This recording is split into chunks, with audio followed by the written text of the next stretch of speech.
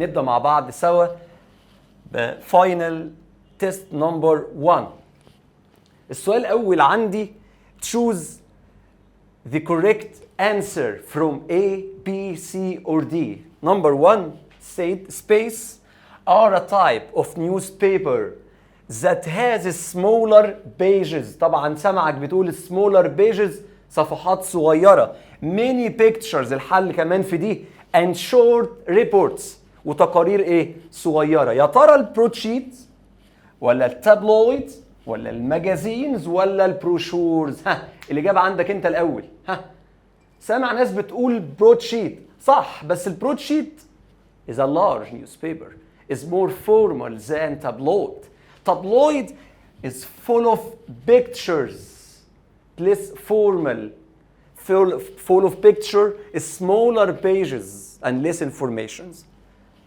So the correct answer is tabloids. Number 2 is no sooner space the medicine than he left.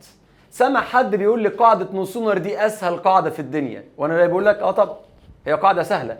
تقول لي بس أنا حافظها. قلت له حافظها إزاي؟ قال لك بص no sooner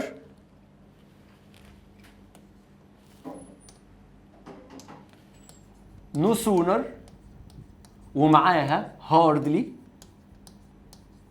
ومعاها scarcely.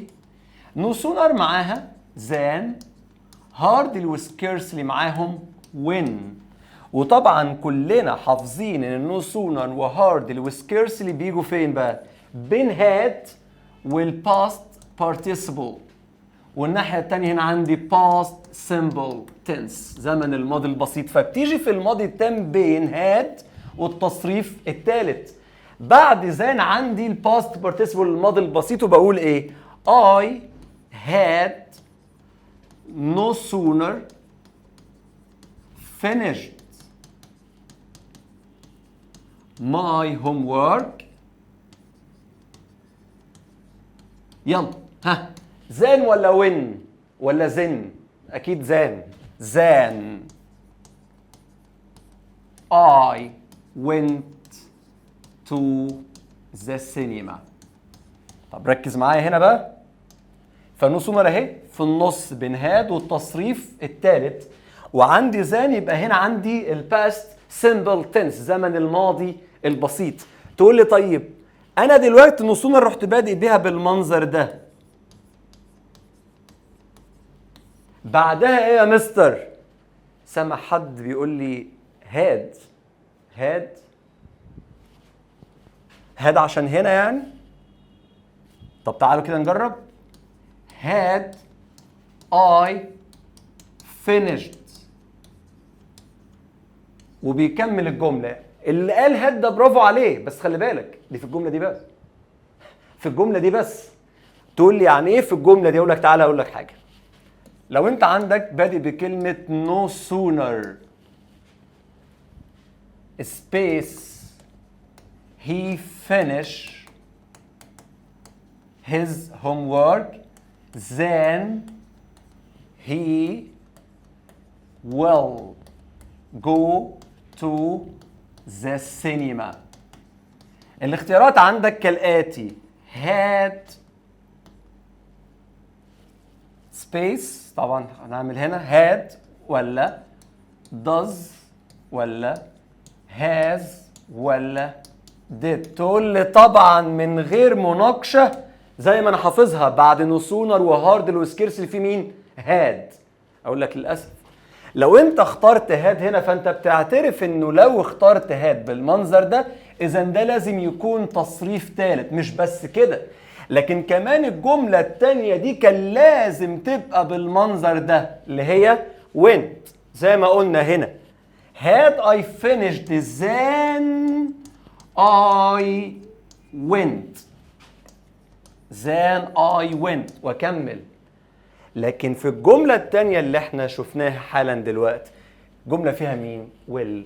وأول ما تلمح will أو أي شكل من أشكال المستقبل تروح جاري على طول على حاجة من الاتنين، يا المضارع البسيط يا المضارع التام.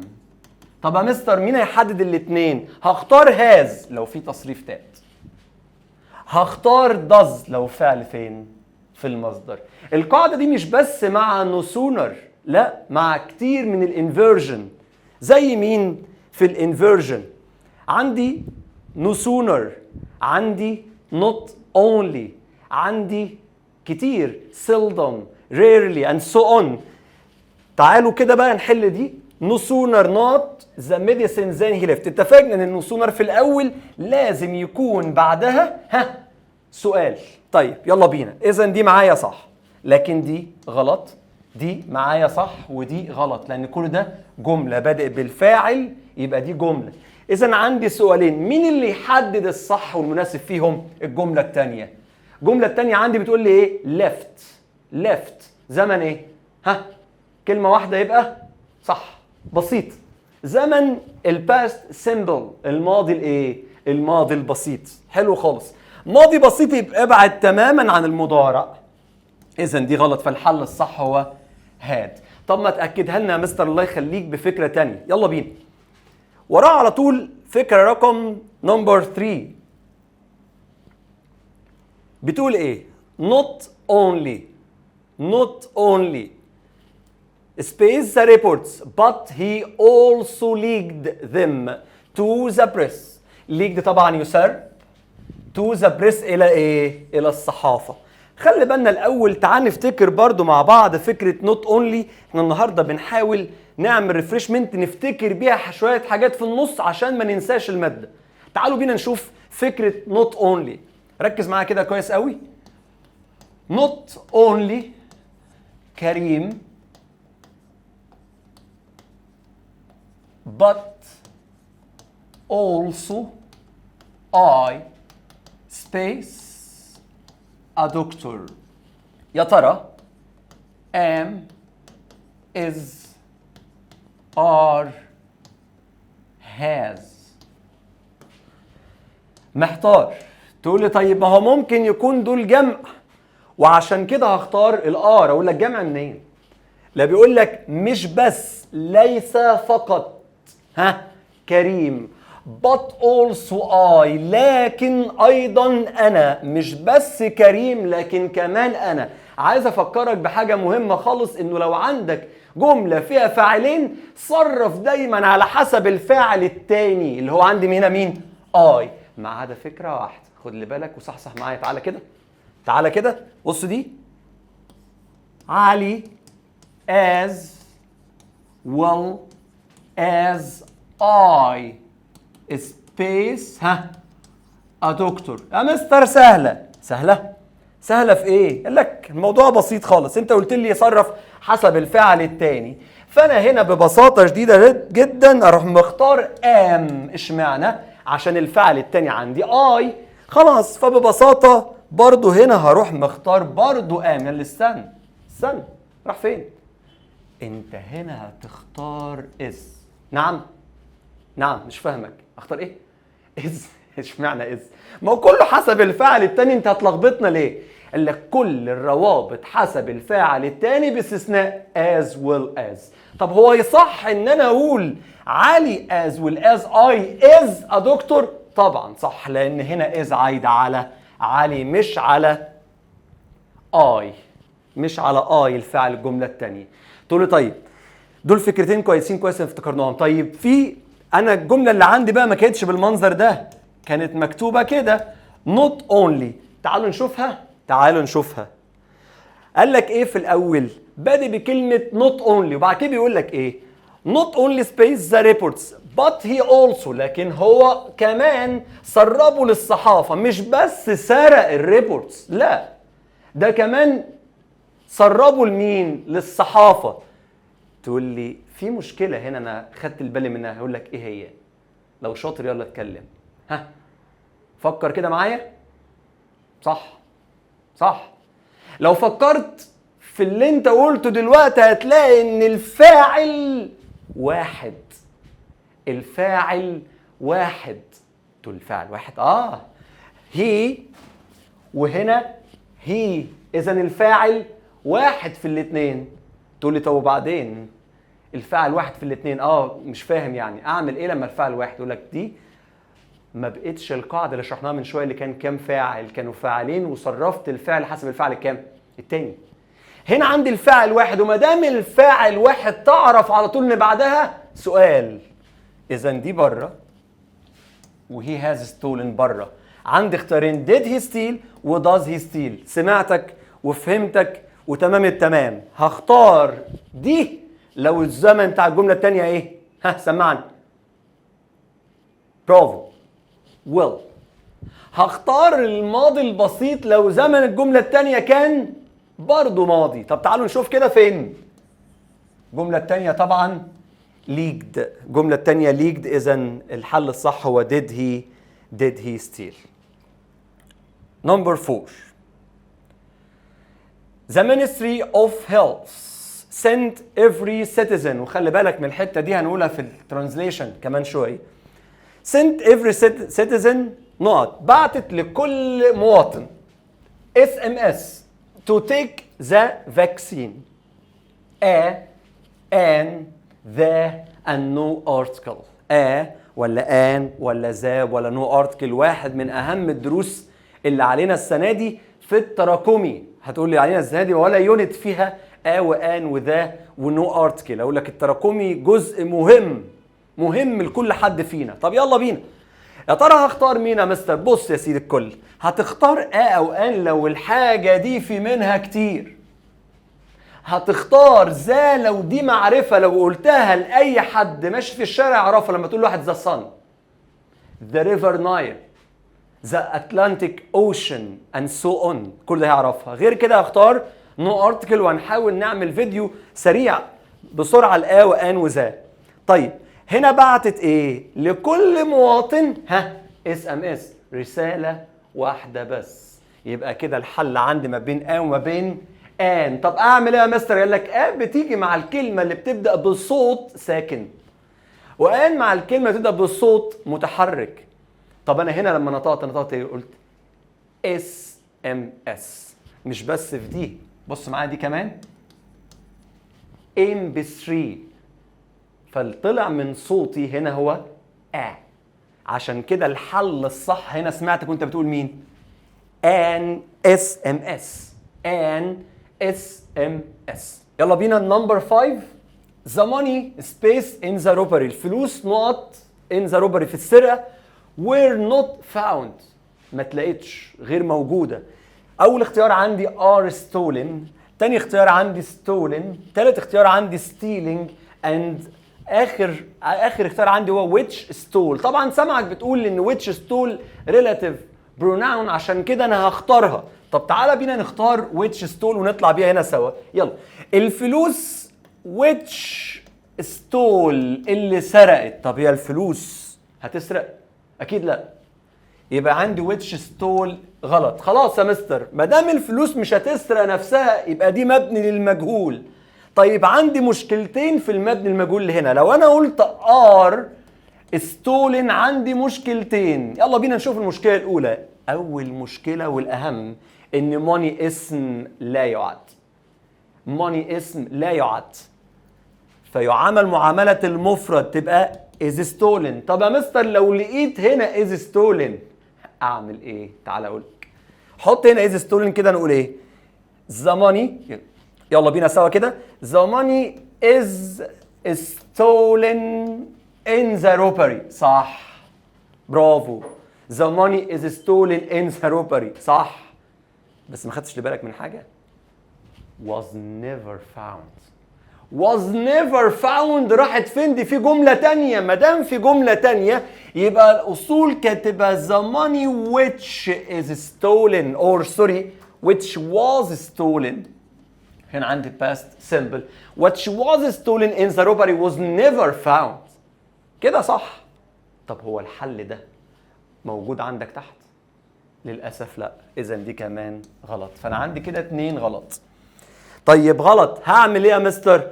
كده يبقى بنتكلم على حذف ضمير الوصل. وحذف ضمير الوصل هتلاقي هنا عندك ستولن تصريف ثالث، وستيلينج الفيرب بلس الاي ان جي. طبعا دي في حاله المبني للمجهول، ودي في حالة المبني للمعلوم. بما ان الجملة مبني للمجهول فالحل الصح هو stolen. Let's answer number 6. يلا بينا نحل رقم 6. The streets of خان الخليلي are so not. They are ancient. شوارع خان الخليلي يا ترى هي ايه؟ قديمة وجميلة. يبقى يا ترى disgusting, dirty, old, picturesque. انهي واحدة؟ طبعا مزينة، مزخرفة، ملونة. هي قديمة بس كمان ايه؟ جميلة. الجملة اللي بعد كده بيقول لي فيها رقم نمبر 7 she estimates. وعايزك تقف شوية عند estimate، دي مهمة قوي. estimate دي مهمة خالص. estimate يعني ايه؟ estimate يعني يقدر. تقول لي لا يقدر دي معناها appreciate. اقول لك appreciate لما بقدر حد عمل لي معروف او حاجة كويسة. اقول لك I appreciate what you have done for me. شكرا، الف شكر على اللي انت عملته علشاني. لكن كلمة estimate معناها يقدر ايه؟ كمية او عدد. طب ما انا عندي يا مستر في count. لا، count يعد 1 2 3 4 5 6 and so on. طب عندي calculate يحسب 2 زائد 2 2 plus 2 equals 4. انما estimate بيقدر ايه؟ the not of building a new villa. يا ترى cost اللي هي الساحل، يا ترى post يتفاخر ويتباهى، يا ترى cost التكلفة، toast اكيد عارفين كلنا التوست، العيش التوست. لكن هنا طبعا الصح هو cost of building a new villa. يلا بينا بقى مع بعض سوا نحل مع بعض نمبر 8. Spates his own company. يا ترى company معناها شركة ولا company معناها صحبة؟ هي تنفع الاثنين؟ طبعا تنفع الاثنين. طب تعال نشوف الجملة الثانية بتقول ايه. He took on many workers. واخد معاه عمال كتير. يبقى فين؟ في الشركة. يلا بينا. finding يجد، خلاص هتطلع فعل ing. founded تصريف الثالث من find. found الماضي البسيط. founding تقول لي ايه ده؟ في ing تتحط للتصريف الثاني او الثالث؟ اقول لك لا، الاي ان جي تتحط للمصدر بس. مين اللي قال لك ان محطوطه دي الاي ان جي للماضي؟ تقول لي ما هو فاوند. اقول لك دي معناها يؤسس، والتصريفات بتاعتها فاوند، والماضي منها فاوندد، والتصريف الثالث فاوندد. طب اعمل ايه؟ لو لقيت هنا كوما ما تفكرش تفكيرين، روح اجري على الحال. طب لو ما لقيتش كوما يا مستر زي اللي هنا دي كده، اعمل ايه؟ فكر في 3 افكار، في 3 اختيارات. اول واحد هو الفعل في الانفينيتيف، الفعل في المصدر، بس ده في حاله تبقى جمله امر، ودي ما تجيش مع الجمله بتاعتنا، وكمان ما عندناش فعل في المصدر هنا. طب تاني تفكير تصريف ثالث لو جمله مبني للمجهول. طب ثالث تفكير اي ان جي لو جمله مبني للمعلوم. طب اعرفها منين؟ تعال اقول لك تعمل ايه. هات هي دي كده ونبدا بيها الجمله هنا. هو not his own company. هو يقدر يأسس شركته ولا ما يقدرش؟ اكيد يقدر. يقدر يبقى مبني لمين؟ للمعلوم. عندي 2 مبني المعلوم، finding و founding. الفرق بس فين؟ في المعنى. ليه شركته ولا أسس شركته؟ أكيد أسس شركته. الحل الصح عندي هروح على طول على founding. على مين؟ founding. يلا بينا مع بعض سوا نوصل نمبر 9. بيقول لي ايه؟ after his sister had graduated. وعندي graduated أفكار كتير. عندي graduated from و graduate of. أكيد كلنا عارفينها. graduate from يتخرج من، graduate of خريج. يلا بينا. she looked بعد ما اتخرجت على طول she looked. طبعا بوجود الماضي التام هنا هروح على طول على الماضي البسيط. هو ريحني وجابهولي، بس الفكرة في المعنى. look up بعد ما اتخرج راح دور على كلمة في القاموس، أكيد مش معانا. look for يبحث عن job. إيه رأيكم؟ أكيد صح. look at ينظر إلى، look after يعني يعتني بيه. في الإجابة الصح هي أكيد look for. Let's go to number 10. Mr. Hassan asked his students to make space suggestions to prevent pollution. يا ترى create يخلق أو يبدع، creative طبعا دي الصفة الادجكتيف، creatively الحال، and recreate إعادة الخلق أو إعادة البناء. هنا ما دام عندك الأربع اختيارات شكل بعض يبقى أنت رايح يا باشا على مين؟ على المشتقات. الكلمة اللي فيه منها فعل واسم وصفة ومين وحال. الفيصل عندك حاجة واحدة بس، مش بس المعنى، لأن المعنى ممكن يخمك شوية أو يضيعك شوية، لكن كمان المكان بتاع كل واحدة فيهم. أنا يا مستر عايز أختار ريكرييت فعل، تقول لك فعل إزاي وأنت يا سيدي الكل عندك فعل، فدي بره عندي. وبالمناسبة يبقى دي كمان بره، فأنا عندي الحرية بين اختيار بين حاجتين، صفة وحال. طبعا هنا suggestions اسم، وما دام اسم يبقى اول تفكير على طول الادجكتيف، لان الصفه توصف ايه؟ اسم. creative suggestions يعني اقتراحات بناءه او خلاقه او مبدعه. يلا مع بعض نمبر 11. رقم 11 بيقول ايه؟ I got a plumber. اوه دي شكلها الكوزيتيف. عرفت منين؟ مادام جوت او هاف مش بعدها حاجه، تعال على طول واعمل الحركه دي. يلا بينا سوا. ايه الفكره بتاعت الكوزيتيف؟ قال لك ركز كده معايا، ادي هاف فيرب تو هاف، وادي فيرب جيت.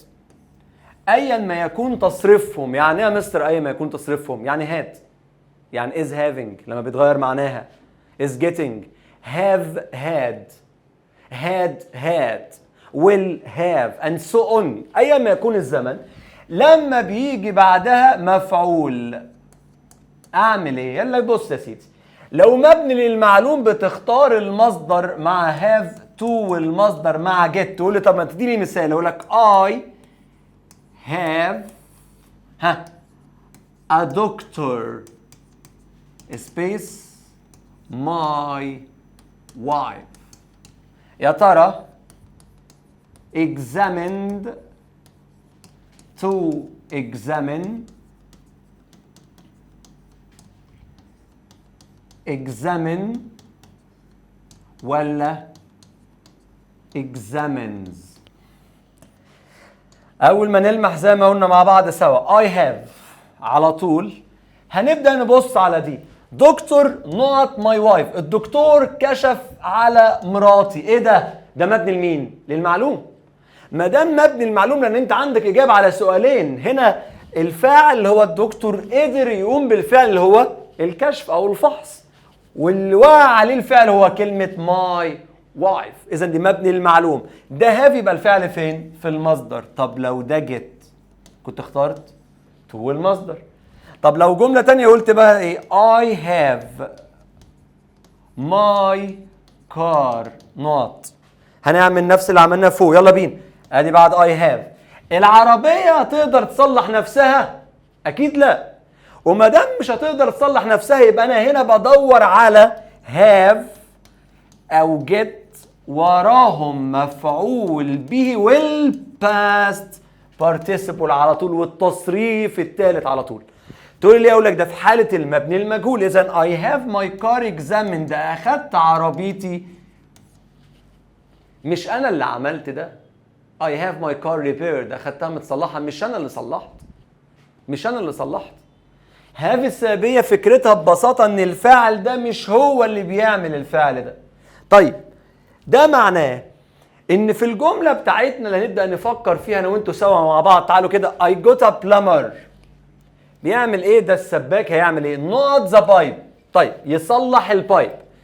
fixes، احنا اتفقنا ان جوت لو مبني المعلومة هتبقى تو المصدر، ولو مبني المجهول يبقى تصريف ثالث. هستبعد فيكس دي مع هاف، وفيكسز ملهاش مكان معانا اصلا. طب يا ترى دي معلوم ولا مجهول يا مستر؟ اكيد معلوم. a plumber fix the pipe كده هروح لمين يا شباب؟ هروح لكلمة to fix. ولو كان هنا عندي كلمة had I had a plumber كنت اخترت مين؟ fix the pipe. Let's go to number 12. All our valuable things are locked in a safe. كل الحاجات القيمة اللي عندنا شايلينها في الخزنة in our bedroom. خلي بالك من الحتة اللي جاية دي. The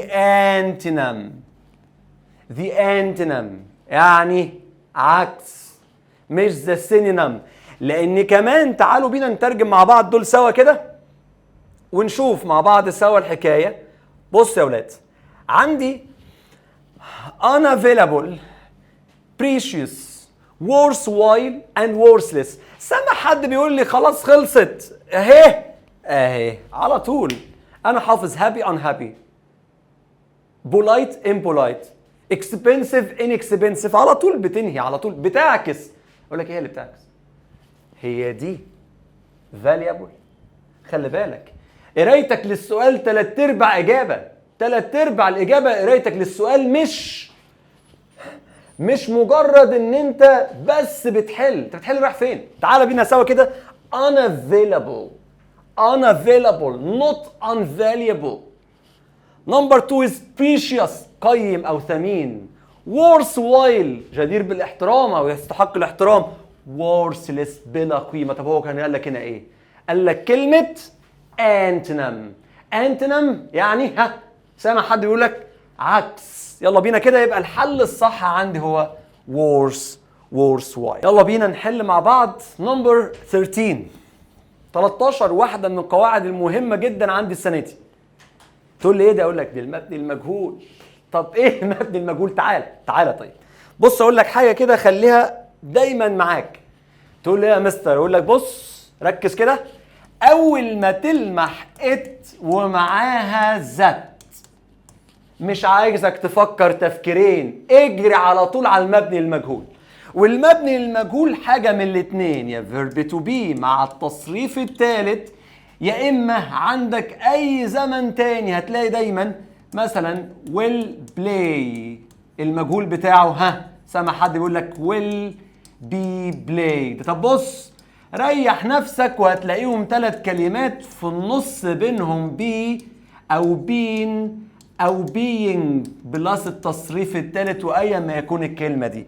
طب يا مستر لو لقيت هنا مكان ات علي سبيس ذات بنسبه 90% مبني للمعلوم. حسب ايه؟ حسب الفعل. تعال اوريك. بص معايا، لو الاختيارات عندك سيد وواز سيد هتروح لمين؟ علي. سامع حد بيقول لك ايه؟ سيد. صح طبعا سيد. ليه؟ علي قال اني. طب ما احنا واخدينها دي مع بعض سوا في الريبورتد سبيتش. صح. تعالوا نشوف علي سيد ومفيش متلقي. طب لو نفس الاختيارات بس كده told و was told، يا ترى اروح مع مين؟ قال لك اكيد مع told. تقول لي ايه اللي فرقت يا مستر told؟ لانه علي اخبر. علي اخبر مش علي اللي اخبر. لان لو قلت لك علي تولد تقول لي ايه؟ قال لي مين؟ علي لو تولد قال لي مين؟ ما قالش لحد. تعالوا بينا نشوف جملتنا بقى ونطبق عليها الفكره دي. يلا بينا سوا. تعالى صحصح كده، صحصح وفوق وشك للحيط، مركز معايا ومعاك كوبايه ليمون. عايزك تذاكر وانت مروق. طول ما بتذاكر وانت متضايق او تعبان او بتفكر بكره هعمل ايه او بعده هعمل ايه، مش هركز في اي حاجه. عايزك تبقى صحصح ومروق كده، مفيش في بالك اي حاجه. نور فوقيك كفايه، وشك في الحيط عشان ما تشوفش اي حد حواليك، موبايلك معاك او اللابتوب بتاعك معاك او التابلت ايا ما يكون بتتفرج عليا فين. تعالى وركز بس في كل فكره نقولها. بص معايا، ادي ات وادي ذات، يبقى في وسطيها خلاص عرفناها مجهول. فين يا مستر؟ is believed, believes, has believed. سمعتك بتقول is believed. That's correct. برافو عليك. الجملة اللي بعد كده بيقول لي فيها ايه؟ I space an old friend while I was shopping yesterday. came over جاء. أنا جئت old friend. تالي لا صح؟ طيب came across عديت. صح. طب overcome، ما هو overcome هي get over، يتغلب على. Let's go to number 15. I have been a member of National Space of Teachers since 2000. أنا منضم لإيه؟ لناشونال إيه للمدرسين؟ الكورونيشن يا مستر، كورونيشن تتويج، ملهاش علاقة أصلا. طب يا مستر روح لكلمة constitution. constitution يعني دستور، إيه علاقتها بالموضوع أصلا؟ طب خلاص يا مستر روح لكلمة فيكشن. فيكشن معناها فصيل يا ابني، امال اروح لمين؟ لا association، اتحاد. The National Association of Teachers since 2000. The last one in that shoes. In number 16, he has an assignment to do. هيعمله غصب عنه. He has برضو غصب عنه to finish this space on time. has to إلزام خارجي. هو لازم هيعمل الايه؟ الاساينمنت دي ريسايب. لو جعان هيعمل ريسايب وصفة. درافت مسودة ملهاش علاقة بالموضوع. تاسك ولا بيربوز. بيربوز يعني غرض، لكنه هيعمل ايه؟ تاسك يعني مهمة. يلا بينا سوا نخش على السؤال اللي بعده، وهو الكومبريهنشن. reading comprehension اللي عارف ان البعض منكم متعقد منها وبيكرهها او مش بيحبها، وانا جاي اقول لك جرب الطريقة دي وهتدعي لي وشوف. وهنحاول في فيديوهات جاية ان شاء الله ننزل لكم طريقة حل الكومبريهنشن بشكل هيبسط الكل من غير ما تعوز تترجم اي حاجة اصلا. يلا بينا نشوف سوا. تعالى نعمل حاجة مختلفة ومجنونة شوية، هو ان احنا نقرأ الاسئلة الاول وبعد كده نقرأ القطع. يلا بينا نشوف. هتقول لي انت مجنون تقرأ اسئلة ايه؟ ما انت لازم تعرف القطع الاول. اقول لك لو رايح الماركت ومعاك ليست باللي انت عايز تشتريه، انت هتروح لكل مكان مرة واحدة، هتاخد اللي عايزه وتمشي. بعكس زي حالاتي، لو حبيتوا تعملوا زي حالاتي، اروح للماركت مش معايا اي ليست ولا عارف ممكن اشتري ايه، فاروح لكل قسم واشتري طلبي وارجع للقسم التاني افتكر ان في حاجة نسيتها. طب ما دي شغلانة سودة وهضيع وقت اصلا فيها على الفاضي. امال عايزني اعمل ايه؟ لا تعالى نجرب الطريقة دي ونشوف يا رب تكون تنفع مع البعض مننا. يلا بينا نشوفها سوا. نمبر 1. There won't be food shortage. مش هيكون في food shortage in the future. مش هيكون في نقص للغذاء في المستقبل. If the food is، لو الطعام نقط، يبقى القطعة عن الطعام. Fairly distributed، حتى لو مش عارفها سيبها للآخر. Unfairly distributed.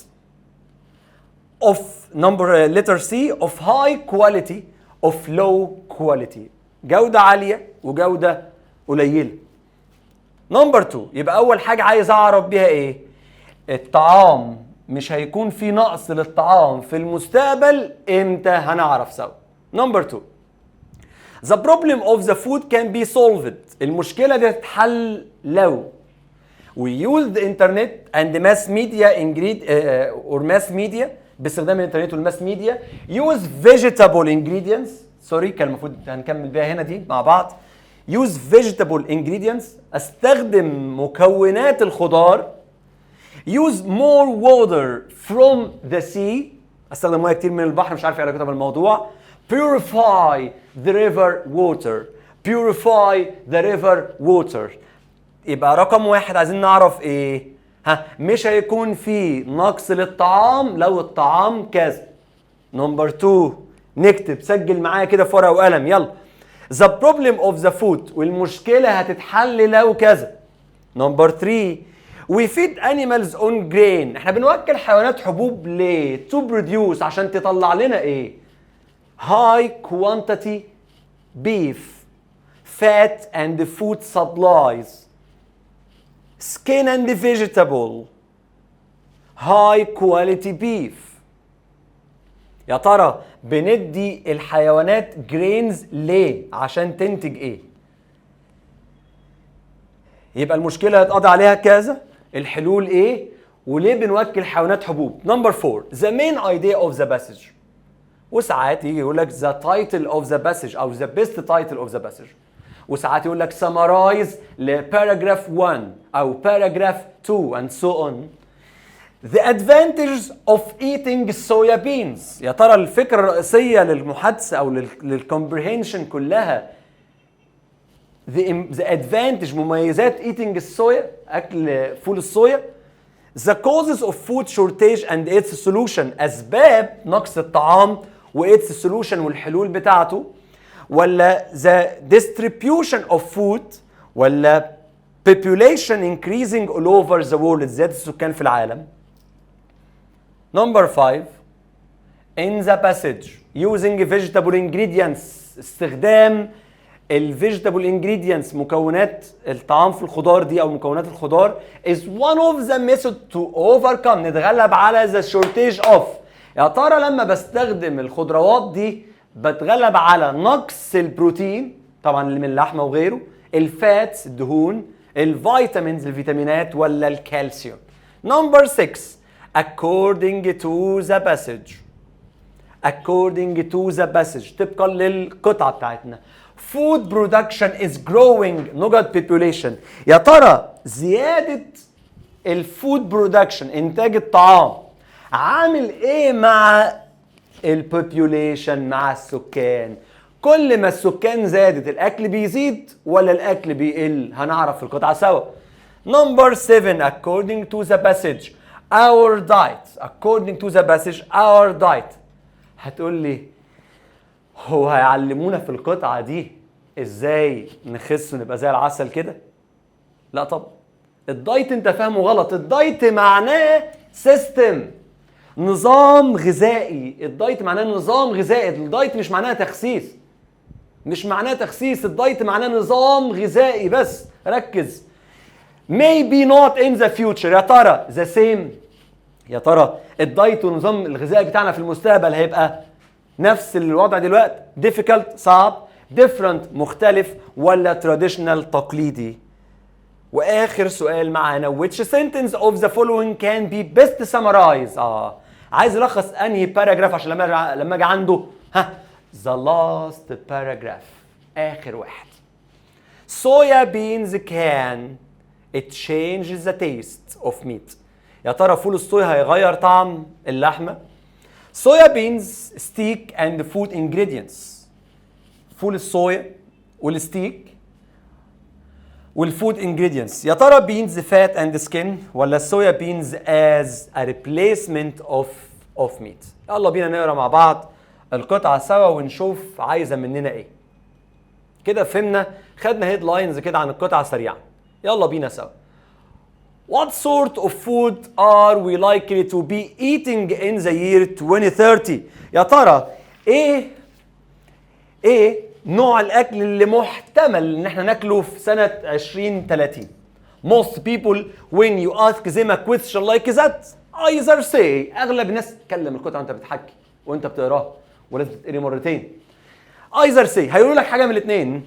there won't be any left. يا عمي ان كان في اكل اصلا ما نعرفش هناكل ايه في المستقبل، انا مش عارف في اكل اصلا ولا لا.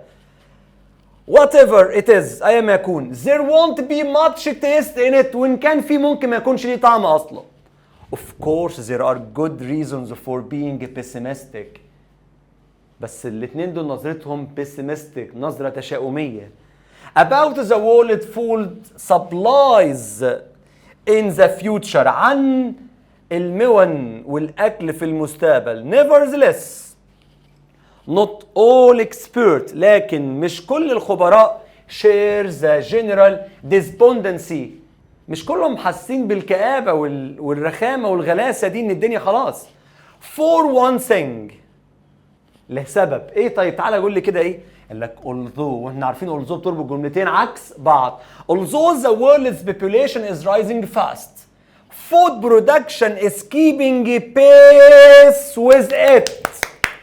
كان في سؤال عليها تحت زياده السكان وزياده ايه؟ الاكل. تعالى تاني كده يلا. بالرغم، يبقى الجمله دي عكسها اللي بعدها. بالرغم ان زياده السكان امال هتعمل ايه؟ تزيد. طب بالرغم من كده لكن الفود برودكشن از كيبنج، محافظ على نفس الوتيره، ماشي بنفس السرعه. اذا كل ما تزيد زياده السكان كل ما الفود برودكشن كمان يعمل ايه؟ يزيد. even in developing countries، حتى يا مستر عندنا هنا حتى في الدول الناميه. It's therefore argued that the main reason why people are hungry isn't that there is a food shortage. ايه المفاجأة دي؟ السبب الأساسي إن الناس هانجري جعانة مش الفود شورتيج، مش نقص الغذاء. قال لك لا. But the method of cultivation، لكن طريقة الزراعة aren't sufficiently advanced in some areas، مش متقدمة كفاية في أماكن معينة. And the food isn't fairly distributed to all those they need it. بس فهمت من الجملة دي يعني distributed اللي كنا سايبينها من شوية. والأكل مش بيتوزع بشكل عادل على الناس اللي محتاجاه. Moreover، علاوة على ذلك in most industrialized countries، في بعض الدول أو الدول الصناعية، one important cause of the trouble is our، واحدة من اللي بتسبب المشكلة دي is our conservative preference for meat. طيب تعال نشوف. after all we are already in a situation where، خلي بالك من situation where، خلي بالك من دي. المكان مش بس مكان مادي، مدرسة، كنيسة، جامع، بيت. المكان مكان معنوي. situation، story، book، stage، أي ما يكون كل ده ممكن يكون مكان. where we feed animals with grain. كان عليها سؤال تحت فاكرين؟ يلا بنطعم الحيوانات grains. طب لا يا مستر كان عليها سؤال دي تحت. تعالى كده. to produce high quality beef، عشان نطلع شوية لحم ايه؟ حلوين. even though the grain would feed the human population. by the time our grandchildren have grown up، قبل ما الأطفال بتاعتنا يكبروا، it seems likely that many of these problems will have been solved. هتكون المشكلات دي كلها إن شاء الله اتحلت. وأنا بستخدم المستقبل التام will have والتصريف الثالث. Scientists are already capable of constructing steaks. العلماء قدروا يعملوا steaks اللحم from vegetable ingredients. زي مين؟ كان سؤال زي الصويا بينز. وخلي بالكم آخر باراجراف احنا عايزين نطلع له ايه؟ عنوان. ركز معايا. زي السولار بينز. however، لكن skeptical we may be about their claim that they can produce the substance, taste and the color of meat by these means. طب يا ترى هتطلع نفس الطعم بتاع اللحمة ولا لا؟ The fact is that the most common complaint about such steaks is that we will no doubt have discovered a way of including artificial bones, skin and fat. تعالوا بقى نروح مع بعض الأسئلة ونحاول نفتكر مع بعض كلنا الإجابات. يلا بينا. There won't be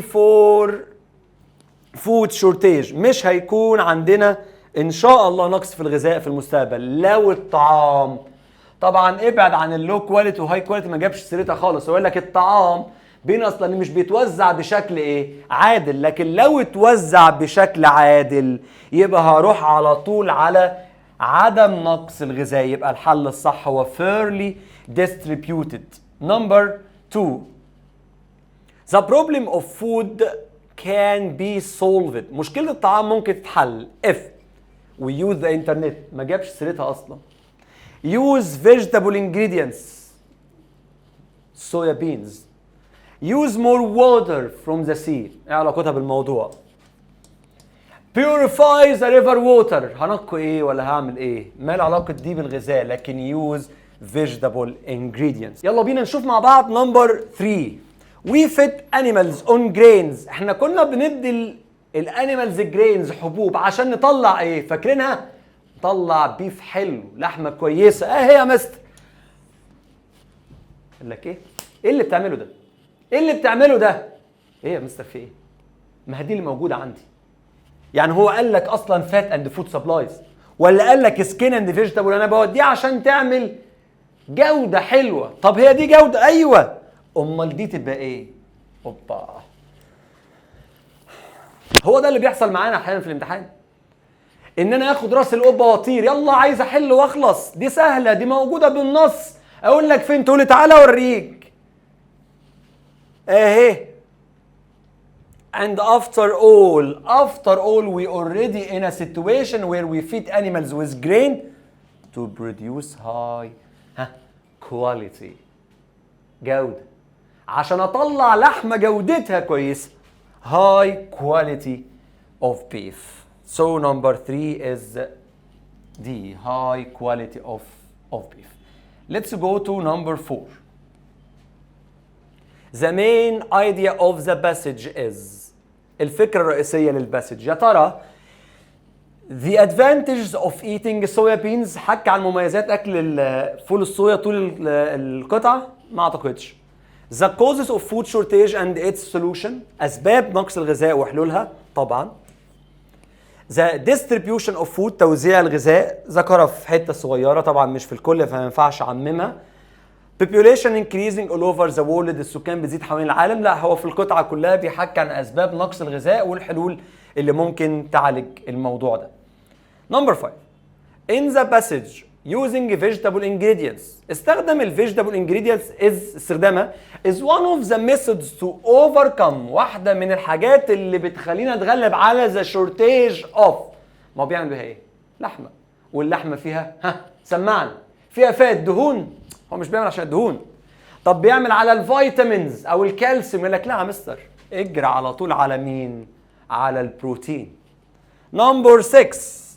According to the passage food production is growing. السكان بيزيد كده والفود برودكشن بينقص. لا يا مستر، دول بيمشوا على نفس الايه؟ الوتيره. يعني as slow as، لا، ما هو بيزيد فمش هيبقى ببطء. faster than، اسرع من، ولا slower than، ابطا منك. لك لا، على نفس الوتيره as fast as. Let's go to number 7.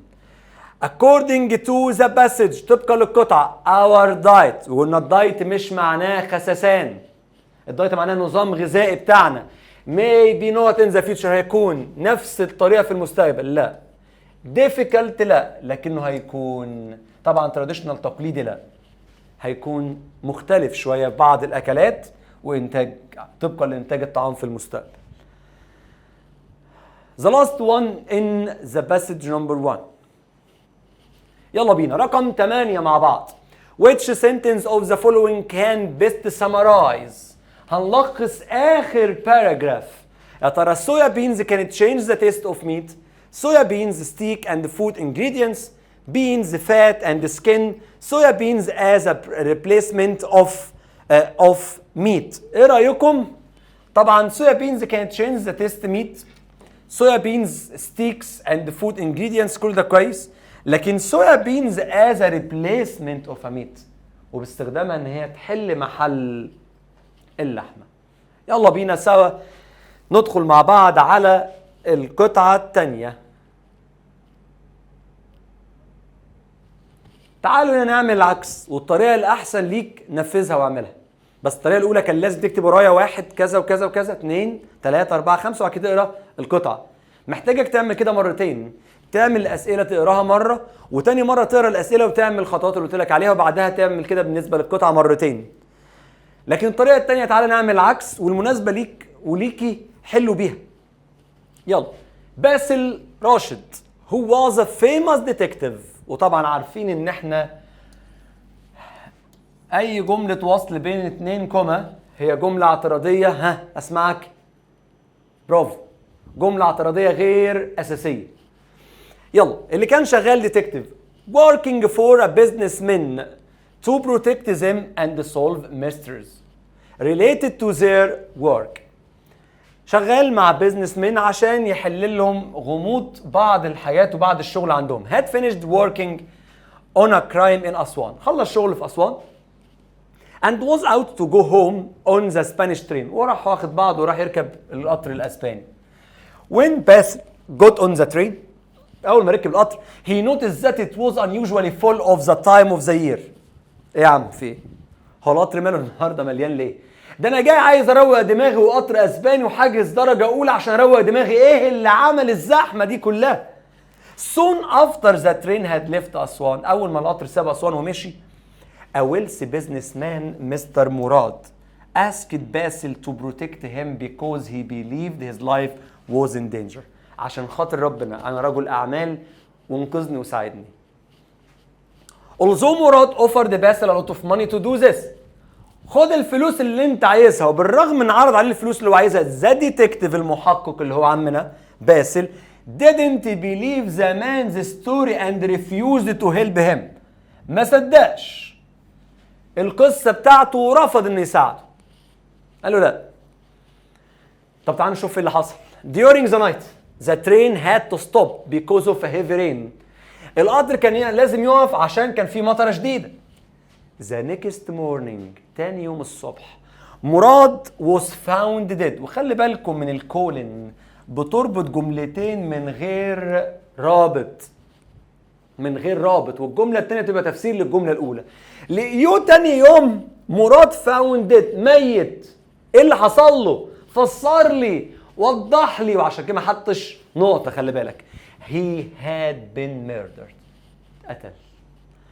had someone got on the train and killed him. يا ترى حد ركب القطر وموته؟ وهنا هذه السببية الفاعل مش هو اللي قام بالفعل. now Basil believed مراد the story. دلوقتي بس صدق القصة بتاعت مراد بتاعت امبارح. يا ريتني كنت ساعدته. انا السبب ان هو مات. انا غلطان ان انا صدقتش القصة بتاعته. and together with a doctor who was also on the train he started work to solve the crime the two men soon discovered. بدأ يحل المشكلة. بعد كده هما الاتنين discovered. ودiscover معناها يكتشف حاجة كانت موجودة. لكن invent يخترع حاجة ما كانتش موجودة. واكسبلور يستكشف عن طريق السفر والترحال. اكتشفوا ان مستر مراد هذا secret identity. عنده هوية سرية. الكلام اللي قاله لهم ده ما كانش كلام سليم.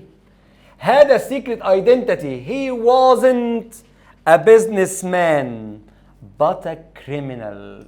هو ما طلعش رجل أعمال لكن كان criminal مجرم.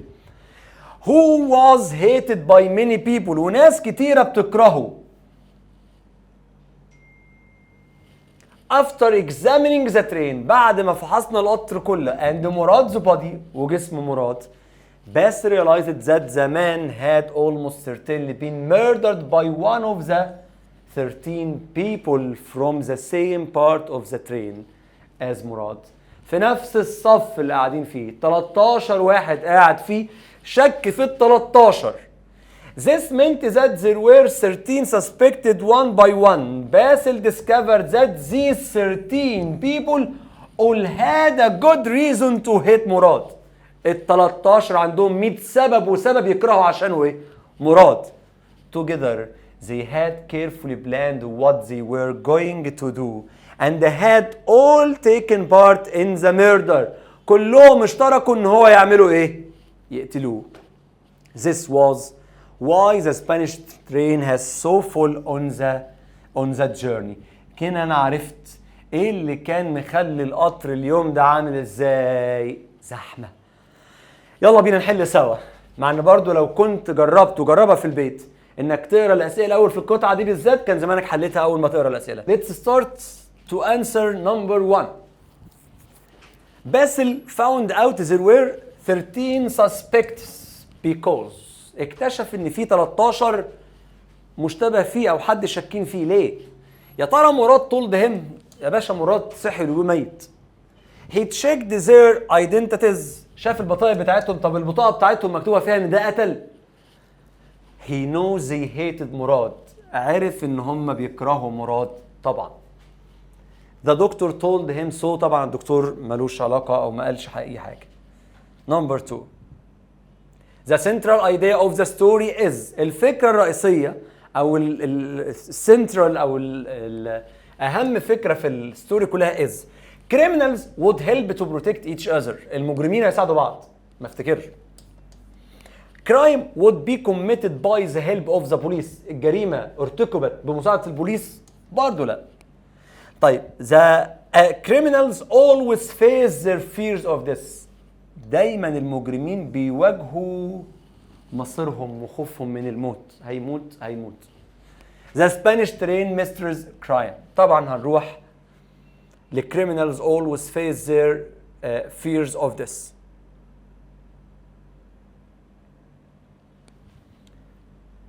Number 3. Murad thought he was certainly in danger. So حس انه في خطر عشان كده he was suffering from heart problems. ما جاتش خالص. He asked باسل for help. طلب من باسل يساعده واعتقد دي واضحة. The detective warned him not to take that train. حذره انه ما ياخدش القطر ده ملهاش علاقة. The doctor had examined him the day before. الدكتور كان كشف عليه قبلها بيوم لما هم شافوا بعض في القطر بس. يبقى he asked باسل for help. Number 4. The sentence that can summarize the fourth paragraph is. الجملة اللي ممكن ألخص بيها الباراجراف number 4. Identifying who Mr. Murad really was and his real job. عرفوا مين هو مستر مراد ووظيفته. Protecting the other passengers from the murder. حماية باقي الركاب من القتل. Discovering Murad's secret passport and his work as a spy. هي مش spy. مش جاسوس. Finding out مراد was wrong when he asked the detective's help. لأنه مراد غلطان إن طلب من المحقق إنه يساعده. طبعا دول واضحين بره خالص. عرفوا على طول مين هو مراد والوظيفة بتاعته إيه. يلا بينا نمبر 5. رقم 5. باسل didn't want to help مستر مراد. مستر مراد عشان خاطري عن باسل ساعدني. هو ما كانش مصدق اصلا القصه بتاعته عشان كده تعالوا كده ما رضيش يساعده ليه؟ to take part in his murder. عشان يقتله ملوش دعوه اصلا. he was the murderer. هو القاتل. احنا قلنا 13 مشتبه فيه.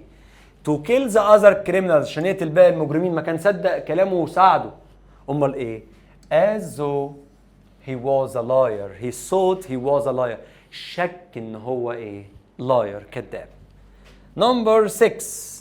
باسل was in أسوان. كان في أسوان ليه؟ because he worked as a policeman. لا ده كان detective كرومبو. because he was on a secret mission. كان في مهمة. افتكر دي ممكن. طب تعال نكمل باقي.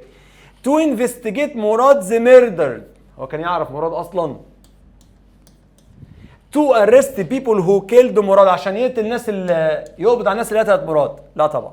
الحل الصح هو because he was on a secret mission. لأن هو كان في مهمة سرية. ودي لو شاكين فيها نطلع جري على أول القطعة.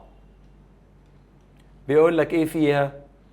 باسل راشد who was a famous detective working for a businessman to protect them and solve mysteries related to their work had finished working on a crime in أسوان.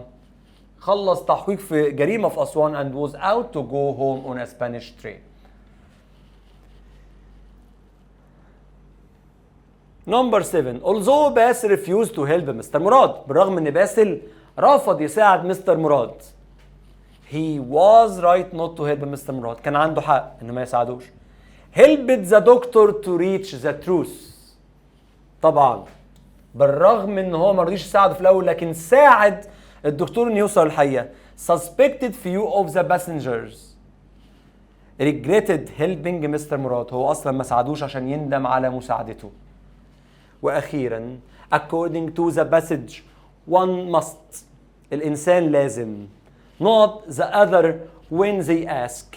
يا ترى help يساعد الاخرين لما يطلبوا منه، ignore يتجاهلهم، encourage يشجعهم، ولا defeat؟ طبعا من غير كلام هنروح على مين؟ help. يلا بينا على الجريت اكسبكتيشن. وهنا عايز اقول لك كلمتين سواء في الجريت اكسبكتيشن او في الباراجراف او الاساي. في الجريت اكسبكتيشن بيتكلم على كريتيكال ثينكينج، يعني براحتك، مفيش اجابه نموذجيه بنسبه 100%، مفيش. اوعى تفكر ان في اجابه هي دي الاجابه الصح ومفيش غيرها، ما ينفعش. مفيش اجابه نموذجيه. جاوب بس اعرف عبر، انت ما تحفظ، لانك هتحفظ هتنسى. Number 1. Why do you think Bib helped Magwitch escape from Pose the marshes؟ ده فين؟ at the beginning في اول chapter. And from England at the end. وفي اخر القصه خالص ساعده ان هو ايه؟ يهرب. ممكن تقول he felt sorry for him، شعر بالاسف عليه، كان متضايق عليه. او ممكن تقول في الاول كان he afraid of him، كان خايف منه. اي اجابه هتكتبها هتبقى سليمه زي ما اتفقنا مع بعض سوا. Number 2. If you were Stella, would you agree to be a tool in Mrs. Havisham's hand to revenge on all men? Why why not؟ يا ترى هتبقى صيغه سهله او تحركك بسهوله مس هافشم اعملي ده وما تعمليش ده؟ هتنتقم من الرجاله بالسهوله دي؟ هل لو انت مكانها او انت مكانها هترضي بده ولا لا؟ جاوبوا طبعا، البنات هيرضوا، صح ولا ايه؟ والاولاد بياخدوا على قفاهم وبيضحك عليهم. ركز معايا. ايه رايكم؟ انا هقول طبعا غصب عني، هقول ايه؟ no because all men are announced. انا شايفهم كلهم عسل، الرجاله كلهم عسل، والبنات اللي ساعات بيفتروا عليهم. طبعا اي اجابه زي ما قلت هتبقى صح، ما فيهاش اي مشكله. translation. الله، انت جيت للسؤال المفضل عندي. بص ما تعملش نفسك، انا هعمل ايه؟ انا همشي هنا واختار المختلفه. اتنيل، روح. الماء اسمن، كل ده زي بعض. شيء، اجري اختار دي. يا عم اتنيل، مفيش حاجه اسمها كده. اوعى تجري على المختلف. وان كنت هقول لك ان الجمله اللي بالعربي صح هتبقى في الاخر صح، بس اوعى تعمل الحركه دي، تندم كتير، تخسر كتير. امال عايز نعمل ايه يا مستر؟ عايزك تركز وتترجم دي في الاول. water is the most precious things. الماء حاجه ثمينه وغاليه. for all living beings، لكل الكائنات الحيه. as it is the organ of life، لانها اصل الحياه. on the earth، على الايه؟ على الارض. الماء شيء لكل الحيوانات. طير اللي احنا طيرناه في الاول دي، هو اثمن شيء، اهم شيء من الاخر يعني. طيب اثمن، الماء اثمن شيء لكل الكائنات الحيه لانها اصل الحياه على الارض. انا شايف دي سليمه. طب تعال نكمل الباقي، اوعى تجري. الماء اثمن شيء لكل كائنات الجماد، لا. الماء اثمن شيء لكل الكائنات الحيه، صح دي يا مستر، لانها افضل الحياه على الارض. لا، يبقى صح معايا هو الاجابه رقم 1 او الف. الجمله اللي بعد كده هنعمل نفس الكلام يا مستر، هنمشي. Egypt is one of the safe countries. Egypt is one of the safest countries. يا مستر اختلاف هنا. Egypt is one of the safest countries. Egypt is the safest countries من غير one of. يبقى الاختلافات هنطير دي يا مستر. اهدى عليا، لازم تقرا دي الاول. تعتبر مصر من اكثر، خلي بالك، من لو في اول الكلام جه قال لك من الافضل ارتداء حزام الامان عند القياده مثلا، يبقى هجاوب هقول له it's better. تقول لي امال لو من جت في النص ترجمتها is one of. تقول لي اسم الله عليك، هي ليها قاعده؟ طبعا قواعد الترجمه معانا من اول السنه لحد ما زهقنا منهم كل زائد اسم مفرد every وeach، وشرحنا الفرق بين every وeach وعندك في اليونت. وكل زائد اسم جمع يبقى all. عندي كتير كلمات. لم ولن. لم يلعب احمد الكره، ولن يلعب احمد الكره. لم يلعب احمد didn't. احمد didn't play. احمد hasn't played. hasn't played. طب لن يلعب أحمد الكرة. أحمد doesn't play. أحمد won't play and so on. قواعد كتيرة منها من.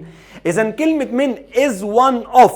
يبقى معايا is one of و is one of. يبقى الاختيار ما بين B ومين وسي. هنطير ايه مع بعض بعد ذا صيغة تفضيل the safest. طيب the safest countries in the world and we should keep its stability. الاختلاف فين؟ its و its يا مستر. نعم دي لازم تبقى it is أو it has. امال انا عايز هنا مين؟ عايز ملكية. its stability يعني استقرارها أو ثباتها. يبقى الحل الصح هو letter C. Let's go on to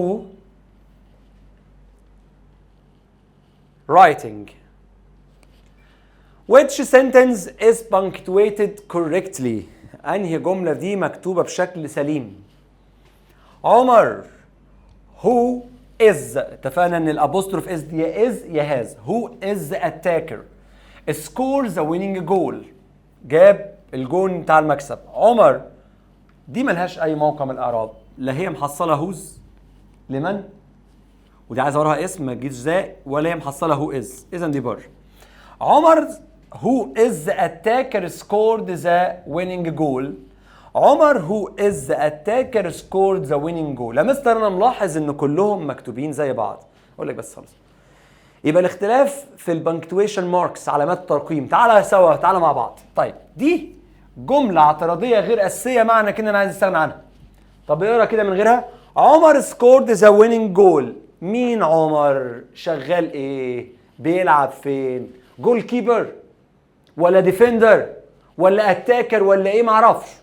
اذا طير دي بعيده. طب هنا يا مستر حطيت كومه بعد عمر. تستنى كومه تانية هنا. مفيش. الكومه دايما يا اولاد بين الجملتين.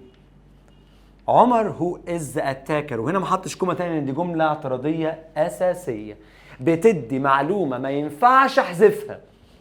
سامعني؟ بتدي معلومه ايه؟ ها قولي معايا قول معايا هوب. ما ينفعش احذفها. عشان كده جمله اعتراضيه غير دي جمله اعتراضيه ايه؟ اساسيه. يلا نمبر 2. in space the writer arrives at a conclusion by logical reasoning. ستف لي كده افكاري. رتبهم لي. اثبت لي. اديني اسباب. اقنعني. يعني مش هحكي لك قصه يا باشا. هحكي لك قصه اوصل ايه في الاخر. طب اوصف لك صوره حتى او اي وصف descriptive. طب ريفلكتيف هعكس لك خبره شخصيه عني. لا روح لارجيومنتاتيف essay. نمبر 3 بيقول لي ايه؟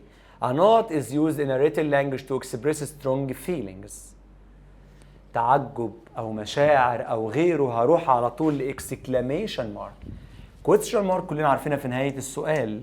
سواء كان سؤال بموديل فيرب بفعل مساعد. سؤال كان WH question سؤال بأداة استفهام. سواء كان تاج question سؤال مزيل او زيلي. فول ستوب نهايه جمله.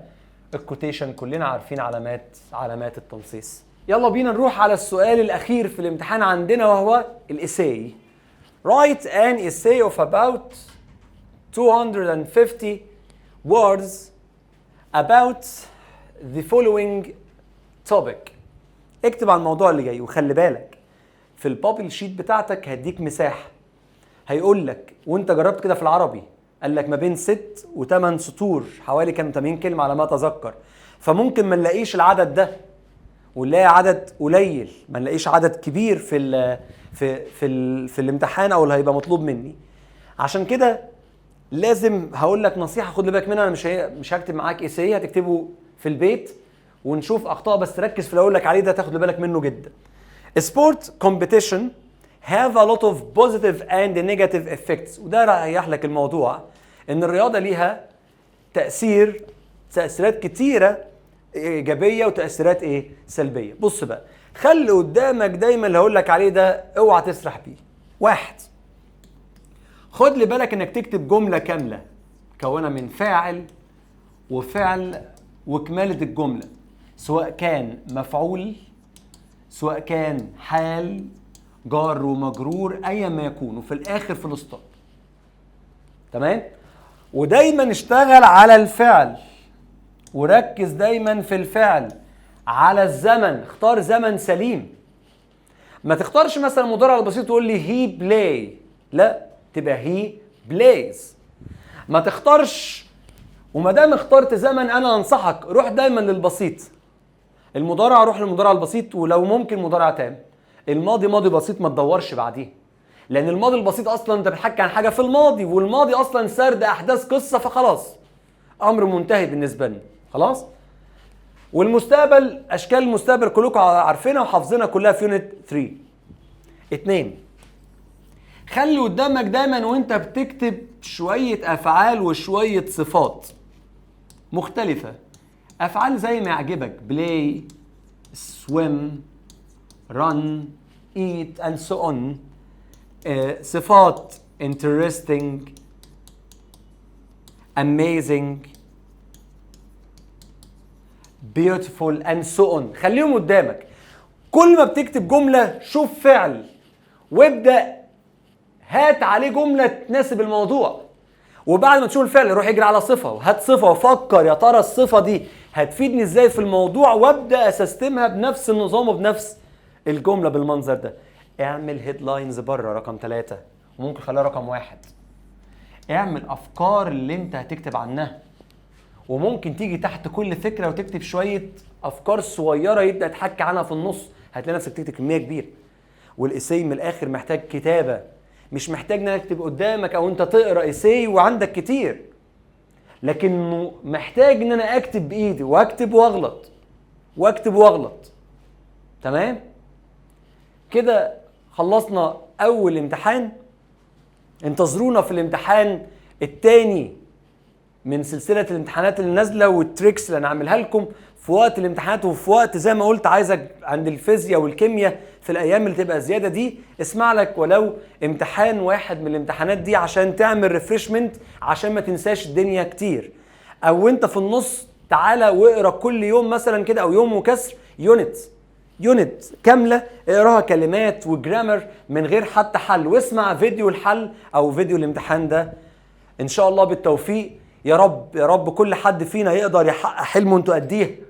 انتوا قديها تعبتوا كتير، اديكوا 12 سنه بتتعبوا، تعبتوا كتير، عشان كده الوقت اللي جاي ده وقتك.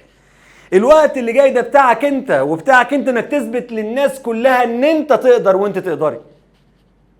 انت تقدر وانت تقدري تحققي اللي انت عايزاه واللي انت عايزه. وهتسمع مني كلمه دايما اقولها لك وانتوا حافظينها كويس: المنظر من فوق رائع. اوعى تبص من تحت، بص دايما وانت على القمه فوق، انت شايف كل حاجه تحتيك، هتتبسط وهتبسط اهلك، لان فرحتك وفرحه بيتك يستاهل. اشوفكم في الامتحان اللي جاي ان شاء الله. سلام.